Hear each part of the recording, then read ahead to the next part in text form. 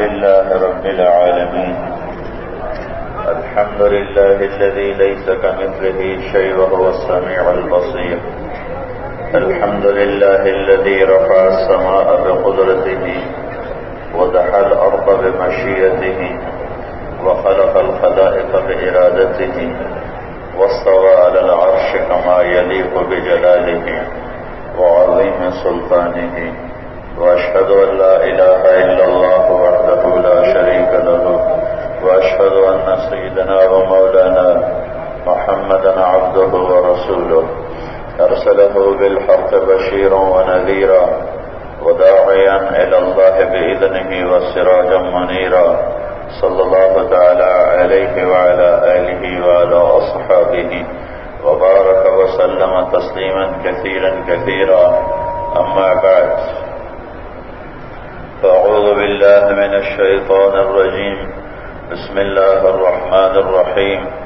واعتصموا بحبل الله جميعا ولا تفرقوا واذكروا نعمة الله عليكم إذ كنتم أعداء فألف بين قلوبكم فأصبحتم بنعمته إخوانا. وقال النبي صلى الله عليه وسلم: أي عرى الإسلام أوثق؟ قال: الجهاد في سبيل الله. قال: وحسن وما هو به؟ قالوا: الصلاة. قال: وحسنة وما هي بها؟ قالوا: الحج.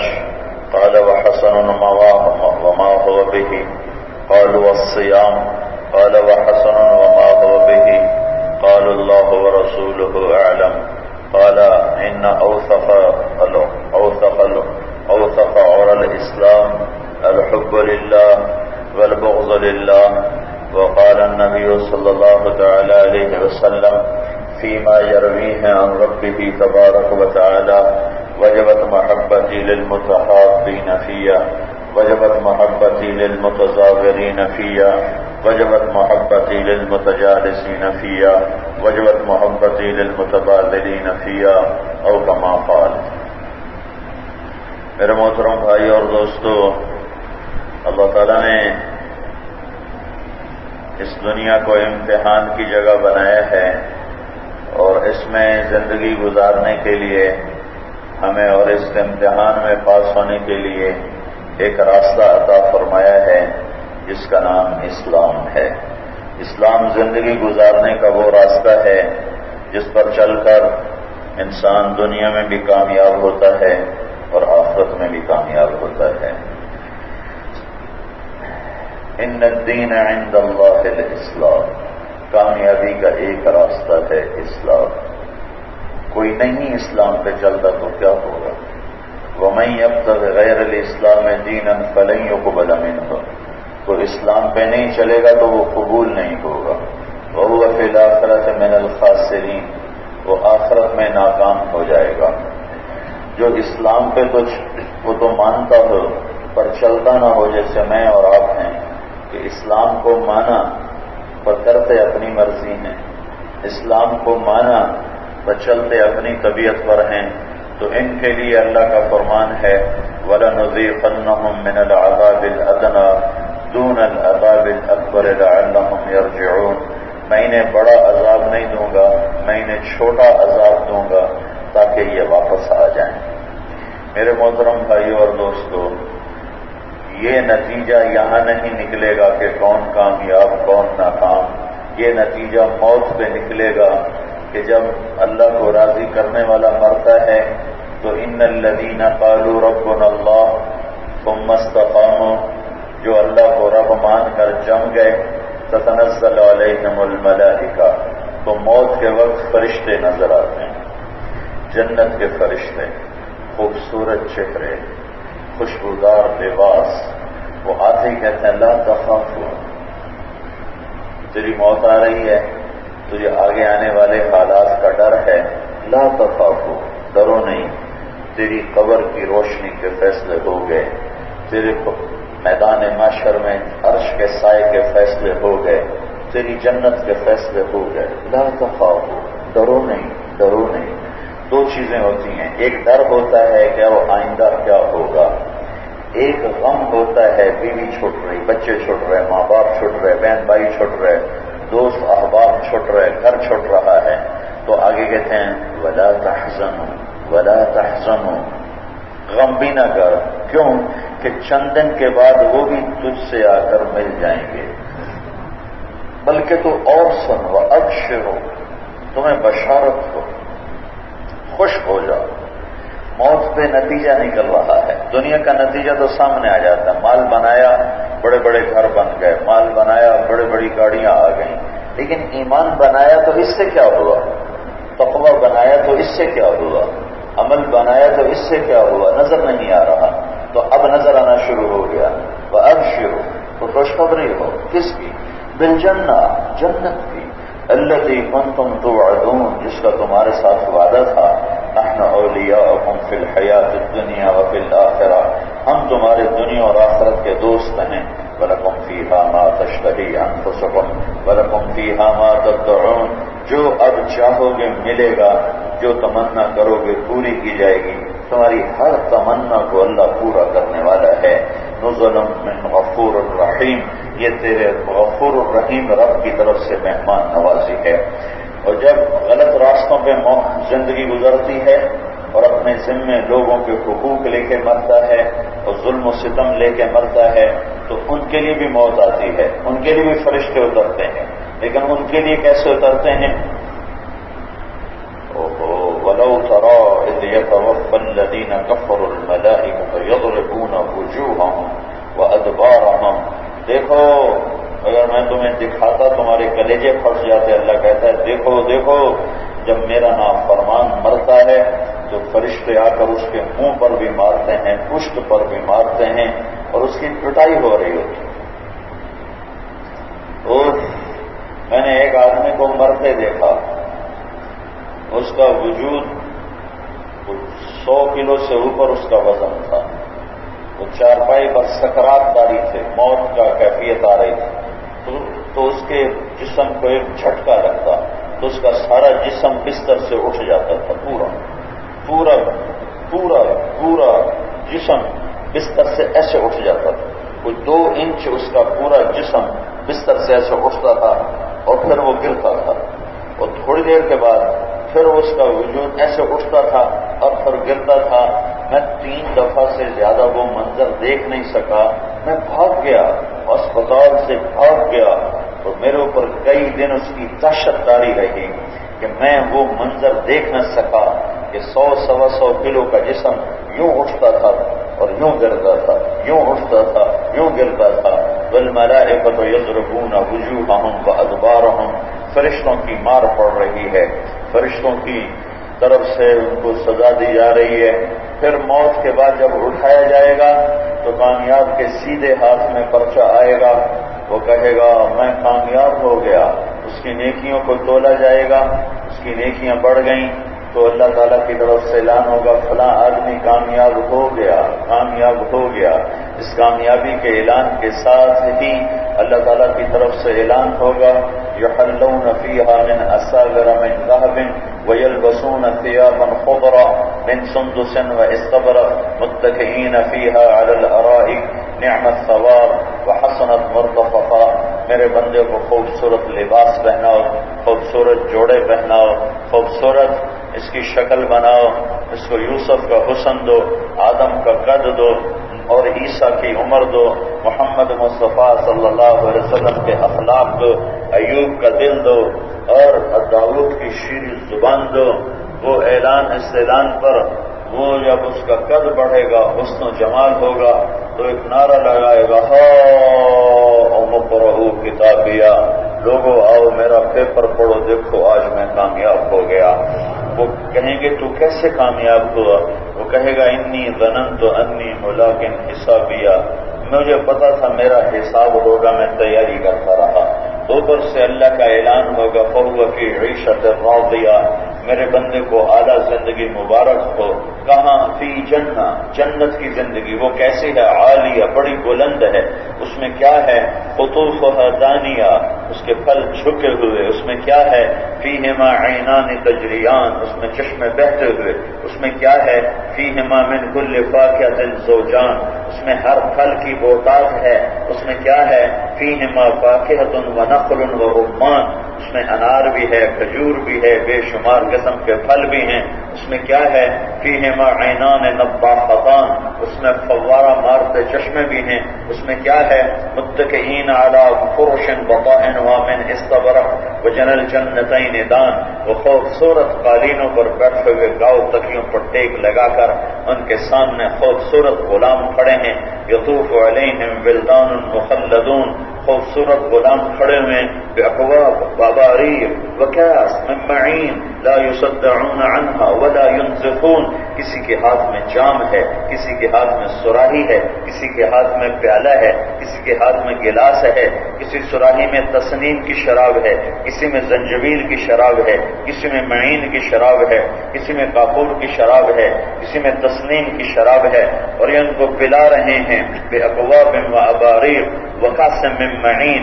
اس شراب کی صفت یہ ہے کہ ان کے سر میں درد نہیں ہوتا، ان کو چکر نہیں آتے، یہ بے ہوش نہیں ہوتے، یہ لذت پاتے ہیں، بے ہوش نہیں ہوتے۔ ان الابرار یشربون من کاس کان مزاجها کافورا، اس میں کیا ہے؟ جنتی جنت کی شراب ڈال ڈال کے پی رہے ہیں، شراب ڈال ڈال کے پی رہے ہیں۔ یہ ایک لیول ہے، یہ ایک لیول ہے جنت کا۔ ایک اس سے اوپر کا لیول ہے، وہ کیا ہے؟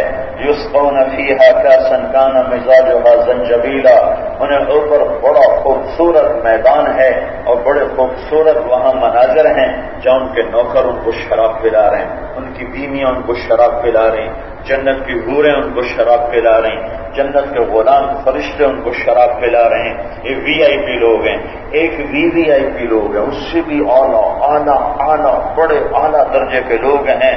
ہائے ہائے ہائے، میں کیا کہوں، میں کیا بتاؤں، وہاں کا منظر نرالا، وہاں کا ساقی نرالا، وہ مجلس عجیب، وہ میر مجلس عجیب، وہ ہم نشین عجیب، وہ وہاں کے شرکاء عجیب، کہ وہاں کا منظر سنو سنو سنو۔ وَسَقَاهُمْ رَبُّهُمْ شَرَابًا طَهُورًا، وہاں اللہ خود پلا رہا ہوگا، وہاں اللہ خود پلا رہا ہوگا۔ یہ معراج ہے اسلام کی، یہ معراج ہے ایمان کی، کہ جو کراچی میں اللہ اس کے رسول کو راضی کرنے والی زندگی گزار گیا، وہ ایمان کے اس درجے پر پہنچنے والا ہے، اور وہ جنت کے اس درجے پر پہنچنے والا ہے۔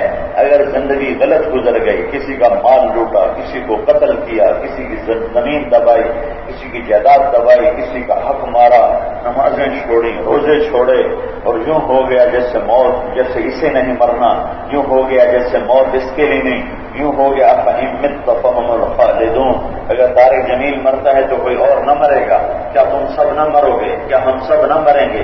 کیا ہم سب پہ موت کا راج نہ ہوگا؟ آج اپنی طاقت کے نشے میں لوگوں کی گردنیں اڑانے والوں کو یہ یاد نہیں ہے کہ ایک ان کے اوپر رب زندہ سلامت قائم ہے، جو ان کی بھی جان نکالے گا، ان کی بھی جان نکالے گا، ان کی بھی جان نکالے گا۔ اور آخرت کے میدان میں سب سے خوفناک عذاب دو انسانوں کو ہونے والا ہے، سن لو میری بات دھیان سے۔ آخرت کے میدان میں دو آدمیوں کو سب سے خوفناک عذاب ہونے والا ہے، دو آدمیوں کو سب سے خوفناک عذاب ہونے والا ہے، دو آدمی سب سے خوفناک عذاب کا شکار ہونے والے ہیں۔ ایک سود کھانے والا، ایک سود کھانے والا، ایک سود کھانے والا، ایک قتل کرنے والا، ایک قتل کرنے والا، ایک قتل کرنے والا۔ میرے نبی نے فرمایا اگر کسی ایک آدمی کے قتل پر وہ مقتول مسلمان ہو یا کافر ہو، بحریہ ہو، ہندو ہو، شرابی ہو، اگر وہ ناحق قتل کیا جا رہا ہے اور اس کو قتل کرنے میں ساری دنیا کے انسانوں کا مشورہ ہے، مار دو، 5 ارب انسان کہتے ہیں اس آدمی کو قتل کر دیا جائے اور وہ قتل ناحق ہے، تو میرے نبی کا فرمان ہے اللہ اس ایک کے قتل کے بدلے میں 5 ارب کے 5 ارب کو اٹھا کر جہنم میں ڈال دے گا۔ انسان کا خون اتنا قیمتی ہے، چاہے کافر کا کیوں نہ ہو، چاہے مسلمان کا کیوں نہ ہو، چاہے وہ بڑے اور چھوٹے کا کیوں نہ ہو۔ قتل ناحق کائنات کا عظیم ترین جرم ہے۔ جب اس کی نیکیوں کا پلڑا ہلکا ہوگا اور گناہ بڑھ جائیں گے، اور خاص طور پر یہ سود کے، قتل کے، چوری کے، ڈاکے کے، زنا کے، لوگوں کے حقوق، اللہ کے حق میں بڑی نرمی ہے، نماز نہیں پڑھی بہت بڑا گناہ ہے، پر امید ہے کچھ کام بن جائے کہ اللہ معاملہ اللہ کا ہے، روزہ نہیں رکھا بہت بڑا گناہ ہے۔ اللہ کے نبی نے دیکھا ایک آدمی لیٹا ہوا ہے معراج میں، اس کے ایک فرشتہ پتھر لاتا ہے، اس کے سر کے اوپر مارتا ہے تو اس کا سر کیما ہو جاتا ہے اور وہ پتھر ادھر چلا جاتا ہے۔ وہ پتھر اٹھانے جاتا ہے، اس کے واپس آنے تک اس کا سر پھر ٹھیک ہو جاتا ہے، وہ پھر اس پر پتھر مارتا ہے۔ تو آپ نے پوچھا یہ کون ہے؟ کہ یہ وہ ہے جو عشاء کی نماز پڑھے بغیر سو جاتا تھا۔ سزا ہے پر معاملہ اللہ سے ہے، لہر میں آ گئے جاؤ معاف کیا۔ تو آپ نے ایک وادی میں دیکھا لوگ الٹے لٹکے ہوئے الٹے، اور ان کو نیچے سے آگ جلا رہی اور وہ چیخ رہے۔ آپ نے کہا یہ کون ہے؟ کہ یہ آپ کی امت کے وہ لوگ ہیں جو بغیر کسی وجہ کے روزہ چھوڑ دیتے تھے۔ معاملہ سخت ہے، لیکن جہاں حقوق کا معاملہ آ جائے گا، لوگوں کے حقوق کا معاملہ آ جائے گا، وہاں معاملہ شدید ہو جائے گا، شدید ہو جائے گا۔ قیامت کی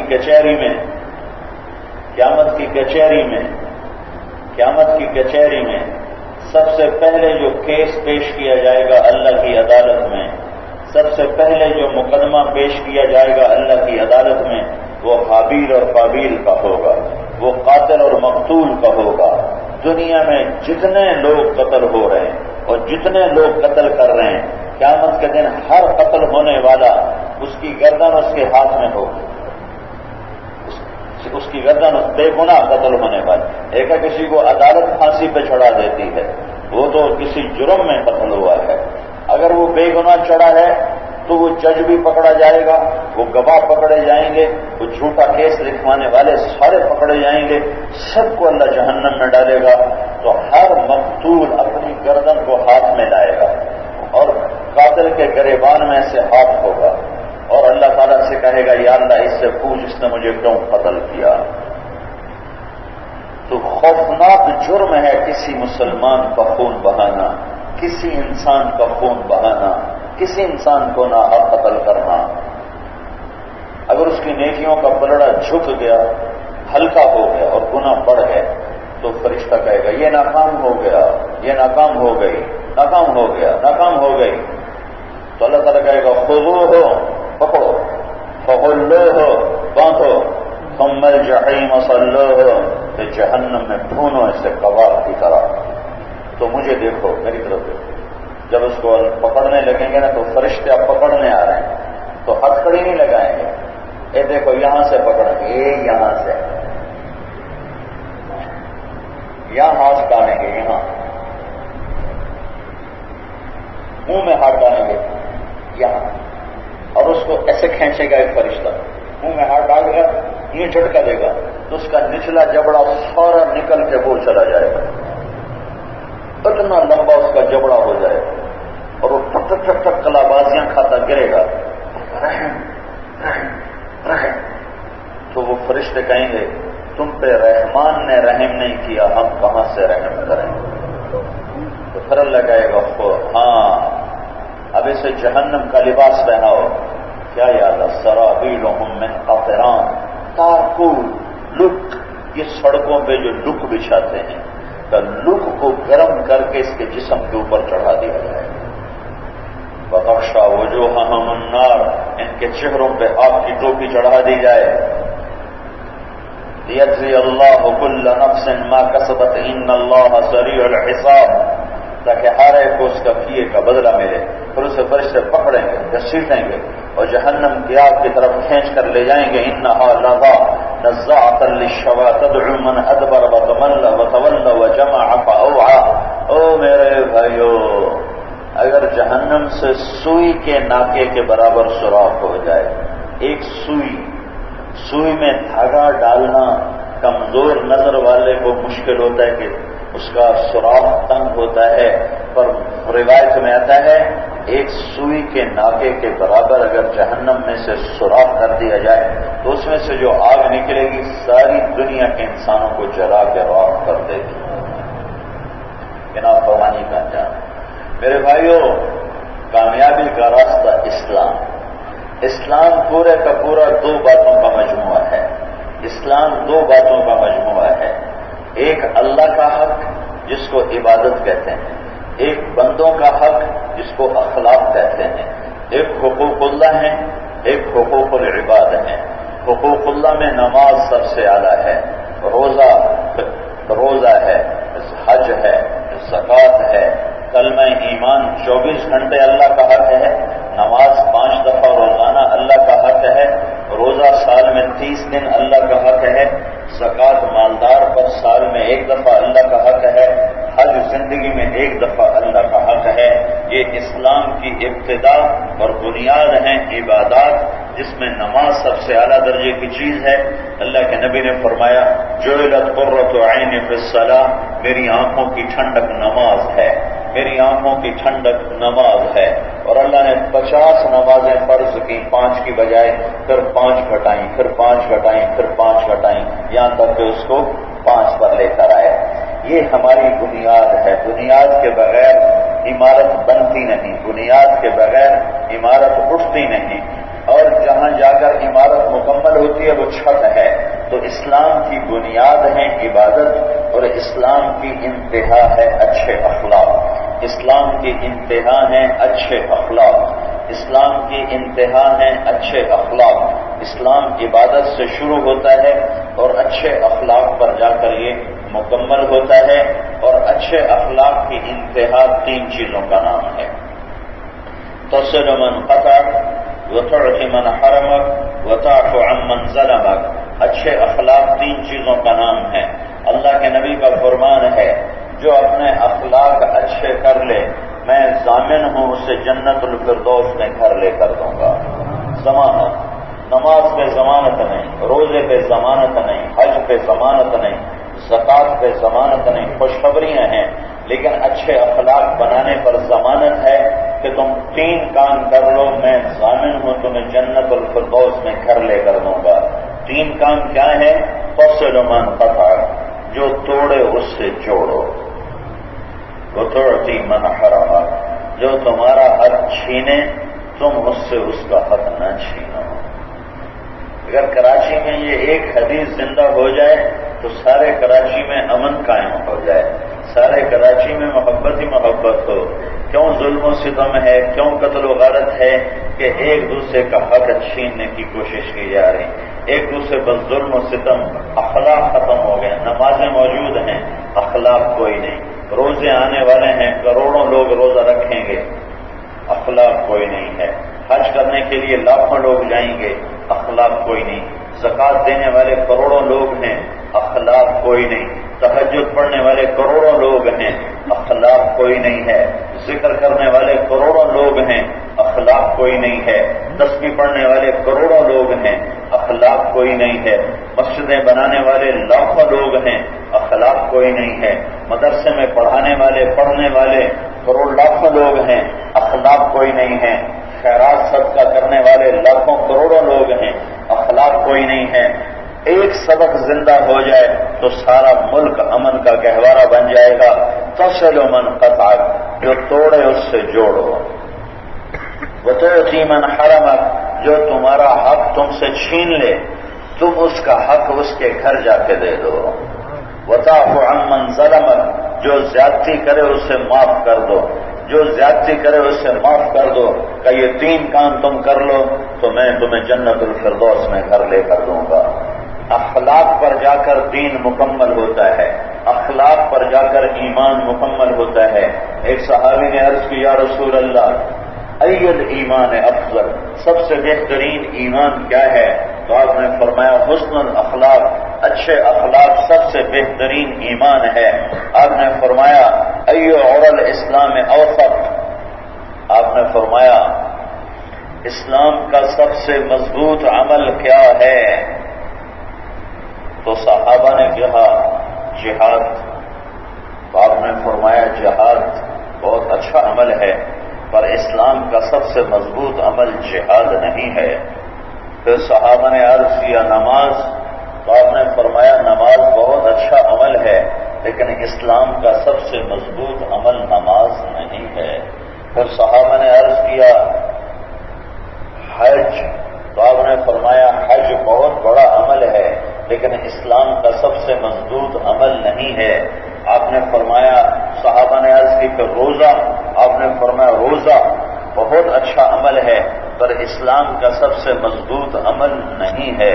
پھر صحابہ نے عرض کی یا رسول اللہ پھر آپ بتائیں اسلام کا سب سے مضبوط عمل، اسلام کا سب سے مضبوط عمل، اسلام کا سب سے مضبوط عمل، اسلام کا سب سے مضبوط عمل، سب سے مضبوط عمل. تو یا رسول اللہ آپ بتائیں. تو آپ نے فرمایا اسلام کا سب سے مضبوط عمل وہ آپس میں اللہ کے لیے محبت کرنا ہے، اللہ کے لیے محبت کرنا ہے، اللہ کے لیے گود رکھنا ہے. اللہ کے لیے محبت پر اللہ تعالیٰ کی سنو، اللہ تعالیٰ کہتا وجبت محبتی للمتحابین فیہا. سبحان اللہ. اللہ نے یہ نہیں کہا جو لوگ آپس میں اللہ کے لیے محبت کرتے ہیں میں بھی ان سے محبت کرتا ہوں، یہ نہیں کہا. کہنا یہی چاہتا ہے جو لوگ آپس میں اللہ کے لیے محبت کرتے ہیں ان کی محبت کی بنیاد قوم نہیں ہوتی، رنگ نہیں ہوتا، نسل نہیں، زبان نہیں، پیشہ نہیں، ملک نہیں، صوبہ نہیں، شہر نہیں، پڑوس نہیں، صرف اللہ. بھائی تمہیں اس سے کیوں محبت ہے؟ بھائی اللہ کے لیے. تو اللہ تعالیٰ فرماتا ہے جو لوگ صرف میری ذات کی وجہ سے آپس میں محبت کرتے ہیں میرے اوپر فرض ہو جاتا ہے ان سے محبت کرنا. پر اللہ پہ کوئی چیز فرض ہو سکتی، اللہ پر کوئی چیز واجب ہو سکتی، اللہ کے ذمے کوئی چیز ہو سکتی؟ وہ تو شاء نہیں، اس کے ذمے کچھ نہیں، اس کے ذمے کچھ نہیں، اس کے ذمے کچھ نہیں. لیکن وہ کہتا ہے جو میرے بندے ہند، سندھ، ایران، توران، پنجاب، بلوچستان، کراچی میں جو مجھ سے محبت کرتے ہیں، جو میری خاطر آپس میں محبت کرتے ہیں میرے اوپر واجب ہو جاتا ہے ان سے محبت کرنا. یہ اسلام کا سب سے مضبوط عمل ہے. میرے بھائیو اس وقت اس عمل کی کمی نے آگ لگا دی ہے، اس عمل کی کمی نے آگ لگا دی ہے. آپس میں اللہ کے لیے محبت کرو، آپس میں اللہ کے لیے ملو، اللہ کے لیے جدا ہو، اللہ کے لیے ایک دوسرے پر خرچ کرو. اللہ کے نبی نے فرمایا ایک آدمی ایک بستی سے دوسری بستی جا رہا تھا اپنے کسی دوست کو ملنے کے لیے. تو اللہ نے راستے میں ایک فرشتہ بھیجا. فرشتے نے پوچھا بھائی آپ کہاں جا رہے ہو؟ کہا میں اپنے دوست کو ملنے جا رہا ہوں. کا کوئی تجارت؟ کا نہیں. کوئی کاروبار؟ کا نہیں. کا کوئی کام ہے؟ کا نہیں. کس لیے جا رہے ہو؟ کہ صرف اللہ کے لیے ملنے جا رہا ہوں. تو اللہ تعالیٰ نے فرمایا فرشتے سے خوشخبری دو کہ تو خود بھی پاک ہو گیا، تیرا جانا بھی پاک ہو گیا، تیرا قدم قدم پاک ہو گیا اور تجھے جنت میں محل کی بشارت ہو. جنت میں محل کی بشارت ہو کہ تم نے جنت میں گھر بنا لیا. تو میرے بھائیو آپس میں محبت کرنا سیکھو، آپس میں الفت سے رہنا سیکھو، آپس میں پیار سے رہنا سیکھو، ایک دوسرے کو معاف کرنا سیکھو، درگزر کرنا سیکھو. 20 سال اللہ کے نبی کو قتل کے منصوبے بنانے والے مکہ مکرمہ کے لوگ جب آپ نے فتح پائی، جب آپ فاتحانہ مکہ میں داخل ہوئے تو سارے ڈر رہے تھے کہ اب ہماری خیر نہیں ہے، اب ہماری خیر نہیں ہے، اب محمد صلی اللہ علیہ وسلم ہمارے قتل کا حکم عام دیں، قتل عام کا حکم دیا جائے گا. آپ نے مکہ فتح کیا، ایسے بیت اللہ کے دروازے پر کھڑے ہوئے اور اس طرح کھڑے ہوئے.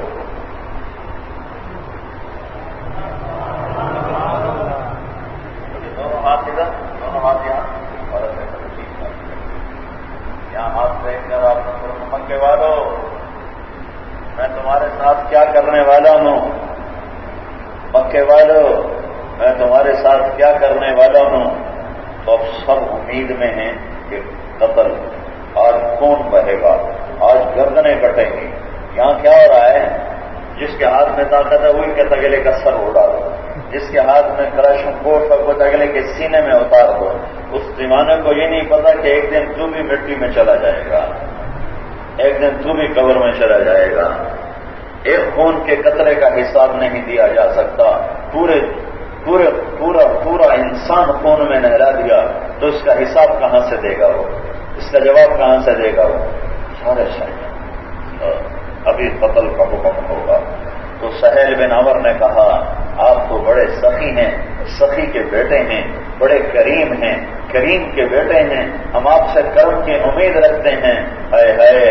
تو میرے نبی نے فرمایا ہاں آج اگر میں چاہوں تو تم سب کی گردنیں اڑا دوں، لیکن میں آج وہ کروں گا جو میرے بھائی یوسف نے اپنے بھائیوں کے ساتھ کیا تھا، کہ جنہوں نے یوسف علیہ السلام کو بھی قتل تک پہنچایا اور 40 سال ان کو غریب الوطن بنایا، اور کیا کیا دکھوں سے انہیں گزرنا پڑا، اور کیا کیا انہوں نے کڑواہٹ کو چکھنا پڑا. لیکن یوسف علیہ السلام کے بھائیوں سے یوسف نے کہا تھا جاؤ چلے جاؤ، تم پہ کوئی الزام نہیں، میں نے تمہیں معاف کیا. تو اے مکے والو جاؤ، میں نے تمہیں معاف کیا. ہم اس کی امت ہیں جو قاتلوں کو معاف کرتا ہے، ہم گالی نکالنے والے کو قتل کرنے کے پیچھے پڑ رہے ہیں. آپ نے کعبے کی چابی، ایک خاندان ہے شیبہ، تو عثمان بن ابی طلحہ چابی والے تھے. تو ایک دن آپ نے عثمان سے کہا عثمان ذرا بیت اللہ تو کھول دو، میں اندر جانا چاہتا ہوں. تو اس نے کہا جاؤ جاؤ اپنا کام کرو، تیرے جیسے کے لیے بیت اللہ کھولوں گا، مکی کی بات. تو آپ نے فرمایا عثمان وہ کیا دن ہوگا جب بیت اللہ کی چابی میرے ہاتھ میں ہوگی، میں جس کو چاہوں گا دوں گا.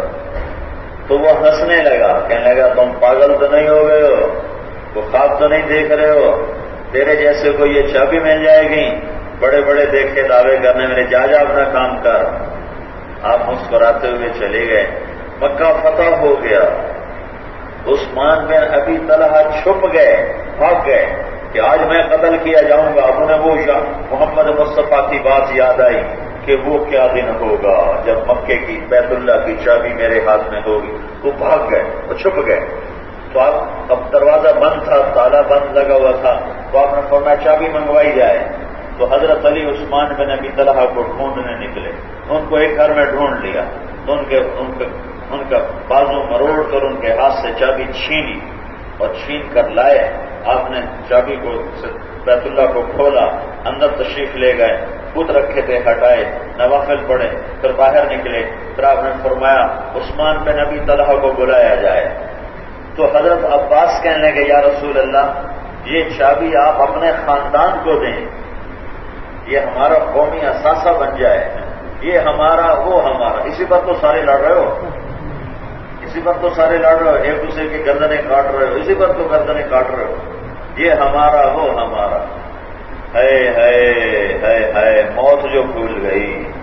تو آپ حضرت عباس نے عرض کی یا رسول اللہ چابی آپ بنو ہاشم کو دیں، اپنے خاندان کو دیں، اپنی قوم کو دیں، ہمیں دیں، تاکہ چابی ہمارے ہاتھ میں ہو. بیت اللہ کی چابی بڑی عزت کی چیز ہے. آپ خاموش. آپ نے کہا عثمان بن ابی طلحہ کو بلایا جائے. کسی کو خواب و خیال بھی نہیں کہ آپ کیا کرنے والے ہیں. کسی کے جی میں یوں آ رہا ہے کہ آج عثمان بن ابی طلحہ کو آپ لان تان کریں گے. دیکھ لیا تو نے تیری ایسی کی تیسی تو نے میرے ساتھ یہ کیا، آج اس کی خوب رگڑائی ہوگی.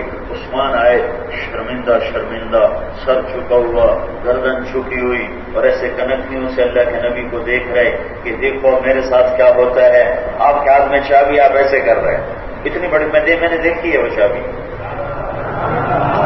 اتنی بڑی وہ چابی کہ وہ جو چابی بردار ہے اس کے تبلیغ میں 10 دن لگے ہیں. وہ آیا تھا پرائیویٹ آیا تھا 10 دن لگانے. اس نے اللہ کے فضل سے مجھے بیت اللہ کے اندر 2 دفعہ داخل کیا. تو وہ ان کے ہاتھ میں نے وہ چابی دیکھی. تو وہ 2 دفعہ میں بیت اللہ کے اندر گیا ہوں اس کی برکت سے. تو آپ نے فرمایا عثمان آئیے چابی میرے ہاتھ میں ہے. وہ دن یاد ہے جب میں نے تمہیں کہا تھا کہ وہ کیا وقت ہوگا جب یہ چابی میرے ہاتھ میں ہوگی، میں جسے چاہوں گا دوں گا. تو وہ نیچے سر چکائے ہوئے، ان کو خواب و خیال بھی نہیں کہ کیا ہونے والا ہے. تو آپ نے چابی پکڑ کہا عثمان یہ لے. یہ چابی میں تجھے ہی دیتا ہوں، جو میں محروم کرنے والوں کو عطا کیا کرتا ہوں، میں ظلم کرنے والوں کو معاف کیا کرتا ہوں، میں جان کے دشمنوں پہ احسان کیا کرتا ہوں، ہاں میں پتھر مارنے والے کو پھول پیش کرتا ہوں، گالی دینے والے کو دعا دیتا ہوں۔ تم تو گالی دینے والے کو کہتے ہو قتل کر دیا جائے۔ کہا کہ عثمان یہ چابی تیرے ہاتھ میں ہے، خود ہو خالدن تالدن لا ينزع عنك الا ظالم، یہ چابی لے لے، قیامت تک یہ چابی تیری نسل میں رہے گی، تیرے خاندان میں رہے گی، کوئی اس سے واپس نہیں لے سکتا۔ عثمان رضی اللہ تعالیٰ عنہ کی اولاد نہیں تھی، ان کے بھائی تھے شیبہ بن ابی طلحہ، تو انہوں نے وہ چابی اپنے بھائی کو دی، شیبہ سے لے کر آج تک وہ چابی ان کے خاندان میں چلی آ رہی ہے۔ یزید نے اپنی طاقت کے گھمنڈ اور خمار میں وہ چابی چھین لی اور اپنے ایک مقرب کو دے دی، 1000 دفعہ لگائی، تالا نہیں کھلا۔ کہ بلاؤ شیبہ کو بلانا، یوں کیا ٹک کر تالا کھل کے وہ گیا۔ ہاں خود خالدن تالدن، پیچھے رحمت للعالمین کی دعا ہے کہ اے شیبہ، اے عثمان، یہ چابی تیری نسل میں رہے گی، کبھی نہیں نکل سکتی۔ ہم اس نبی کے امتی ہیں جس نے جان کے دشمنوں کو بھی معاف کرنا سکھایا، قتل کرنے والوں کو معاف کرنا سکھایا۔ چچا کے قاتل حمزہ، قاتل کو تو قتل کرنا حق ہے، عدالت قتل کا فیصلہ کیوں دیتی ہے کہ اس نے قتل کیا ہے، اس کو قتل کر دیا جائے، اسے پھانسی چڑھا دیا جائے یا گردن اڑا دی جائے۔ تو حضرت حمزہ کو قتل کرنے والا، شہید کرنے والا وحشی، کسی نے اسے کہا وحشی سے، جو کلمہ پڑھ لے اس کو کچھ نہیں کہتے، اگر تمہیں جان پکا پتا ہو گیا۔ وحشی بھاگ گیا، اب وہ سوچ رہا میں کدھر جان بچاؤں، تو کسی نے مشورہ دیا کلمہ پڑھ لے تیری جان بچ جائے گی۔ تو وحشی نے منہ چھپایا ایسے، جسے میں نے آپ کے سامنے نقاب بنا لیا، ایسے منہ چھپایا، اور مدینے میں پہنچا، اور اللہ کے نبی مسجد نبی میں ایسے بیٹھے تھے، ایسے کسی خیال میں گم تھے، ایسے بیٹھے، نیچے سر کر کے ایسے بیٹھے ہوئے تھے، چوپڑی مار کے ایسے بیٹھے ہوئے تھے۔ تو وحشی ایسے آیا اور ایک دم یوں کیا، کہنے کا اشہد انک رسول اللہ۔ تو آپ نے ایسے دیکھا، آپ نے نہیں پہچانا، تو صحابہ نے پہچان لیا، ٹک ٹک ٹک ٹک ٹک ٹک تلواریں نکلی میانوں سے، یا رسول اللہ، وحشی۔ ہر صحابی کی تمنا ہے کہ آج اس کے خون سے میری تلوار رنگین ہو کر پکے کہ میرے نبی کے چچا کا قاتل ہے، اور اللہ کے نبی کو آج جو ٹھنڈک پہنچے گی وحشی کے قتل سے وہ کسی چیز سے نہیں پہنچے گی، تو آج میں نبی کی ٹھنڈک کا سبب بن جاؤں۔ تو ٹھک ٹھک ٹھک ٹھک ٹھک ٹھک ٹھک تلواروں کے نکلنے کی آواز، یا رسول اللہ، وحشی۔ تو آپ نے اس کو دیکھا، وہ تو کہہ چکا تھا اشہد ان لا الہ الا اللہ واشہد انک رسول اللہ۔ تو آپ نے ایسے دیکھا، آپ نے صحابہ کو دیکھا، دعوہ، آپ نے ایسے کیا، پیچھے ہٹ جاؤ، لاسلام رجل واحد احب الی من قتل 1000 کافر۔ ایک آدمی کا کلمہ پڑھ دینا مجھے 1000 کافروں کو قتل کرنے سے زیادہ محبوب ہے۔ ہائے، پھر آپ نے اس کو بڑی حسرت سے دیکھا ایسے، پھر آپ نے کہا اوحشی انت، تو وحشی ہے؟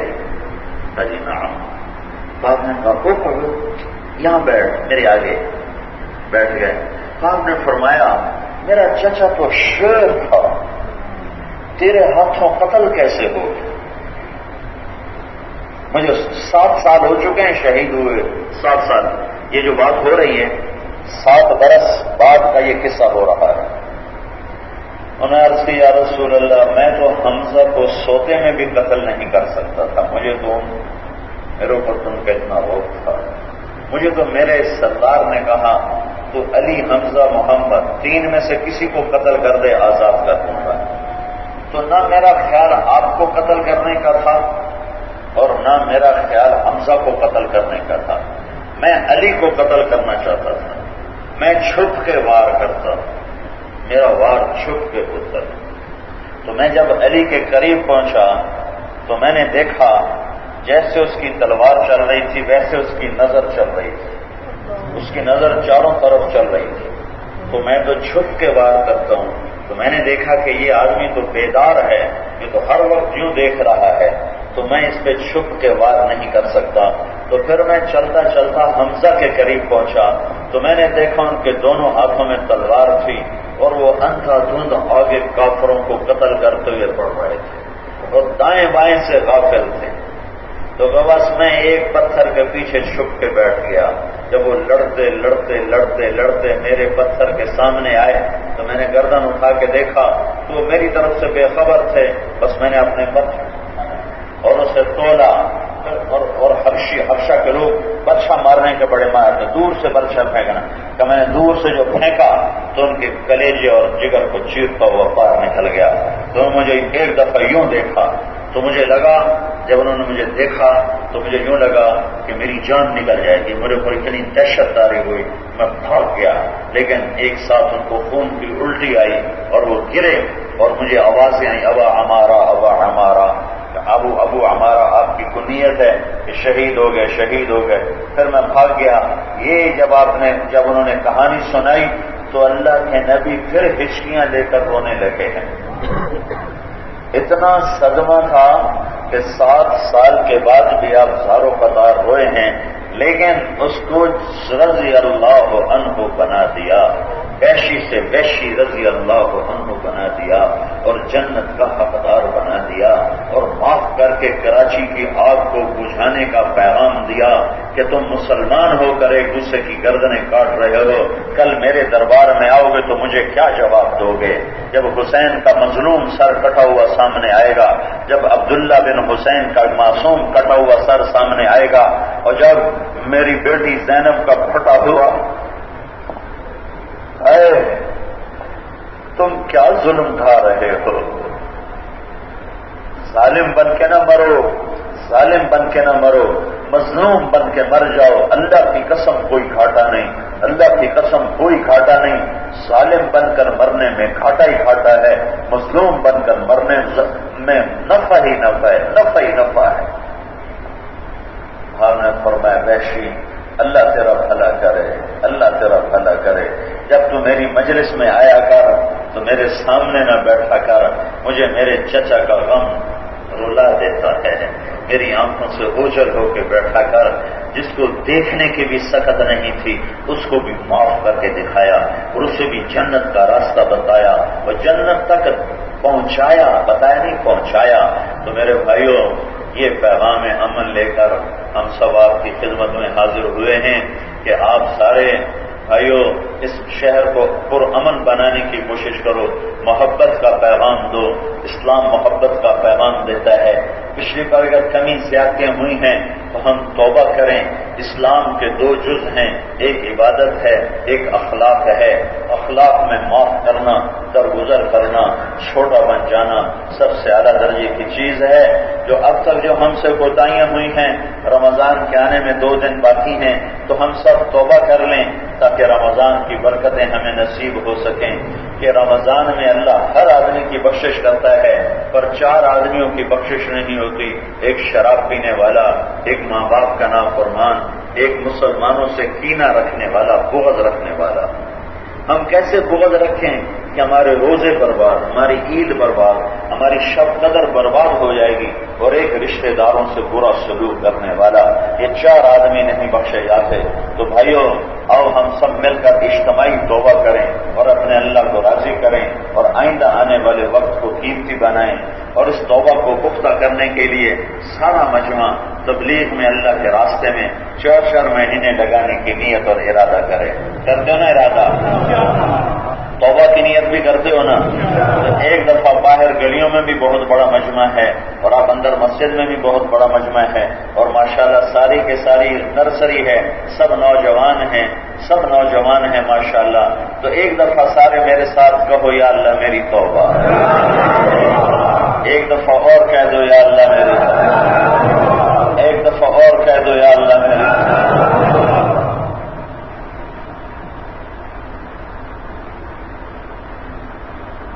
اگر آپ نے دل سے کہا ہے تو آپ کو مبارک ہو، اللہ کی قسم آپ کے سب گناہ معاف ہو، سارے معاف ہو.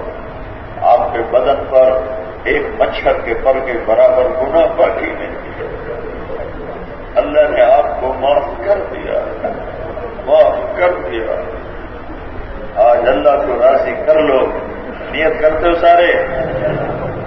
درود شریف پڑھو. اللہم لک الحمد کما انت اہلہ وصلی علی محمد کما انت اہلہ وافعل بنا ما انت اہلہ انک اہل التقوی واہل المغفرہ. یا اللہ ہم نے توبہ کی ہے، ہم معافی مانگتے ہیں، ہمیں معاف کر دے، ہمیں معاف کر دے. یہ سارا مجمع تیرے سامنے معافی مانگتا ہے، ہمیں معاف کر دے. تو نے سمجھایا ہم نہ سمجھے، تو نے روکا ہم نہ روکے. اب ہم تیرے بارگاہ میں معافی مانگتے ہیں یا اللہ، معافی مانگتے ہیں. تمہارا سارا دیش خون سے رنگین ہو گیا ہے، سارا کراچی خون سے رنگین ہو گیا ہے. یا اللہ تو آ جانا یا اللہ، تو کر دینا یا اللہ، کر دے میرے مولا. تو آ جا اے کریم اللہ، اے مہربان اللہ، اے غفور الرحیم اللہ. تو آیا، تیری بڑی مہربانی. کر دے امن کو قائم کر دے، نفرت کی آگ بجھا دے، محبت کے پھول کھلا دے. ان سے ہم سب سے راضی ہو جا. ہمیں شیطان نے برباد کیا، ہمیں شیطانی طاقتوں نے برباد کیا. تیرا نبی تو چور کے ہاتھ کٹنے پر رویا تھا، ہمارے تو معصوم بچوں کے گلے کٹ رہے ہیں، پانی کی طرح خون بہ رہا ہے. تو کر دینا، تو کرنا، تو کر یا اللہ. تو ارادہ فرما یا اللہ، تو فرما دے، ارادہ کر لے میرے مولا، ارادہ فرما دے میرے مولا. تیرا احسان، تیری مہربانی. ہم تیرے حقیر فقیر بندے تیری بارگاہ میں منت کرتے ہیں، فریاد کرتے ہیں. ہماری فریاد کو قبول فرما، امن کو قائم فرما، محبتوں کو قائم فرما، نفرتوں کی آگ کو ختم فرما. جو یہ آگ بھڑکا رہے ہیں ان سے تو نمٹ لینے والا، ان سے تو نمٹ میرے مولا، ان سے تو نمٹ میرے مولا، تو نمٹ میرے مولا، تو نمٹ میرے مولا. تو کہاں ہے؟ آج تیرے بندے یہ تک کہہ رہے ہیں کہ تو کہاں ہے. آج کا باطل بھی ہمیں کہتا ہے تمہارا رب کدھر ہے. ہم بھی تجھے بلانے آئے ہیں کہ تو آ جا میرے آقا. تیری مہربانی، تیرا احسان عظیم. تو آ جا، ہماری دنیا اور آخرت بنا دے. ربنا آتنا فی الدنیا حسنہ وفی الآخرۃ حسنۃ وقنا عذاب النار. وصلی اللہ تعالی علی النبی الکریم. آمین برحمتک یا ارحم الراحمین. السلام علیکم ورحمۃ اللہ وبرکاتہ.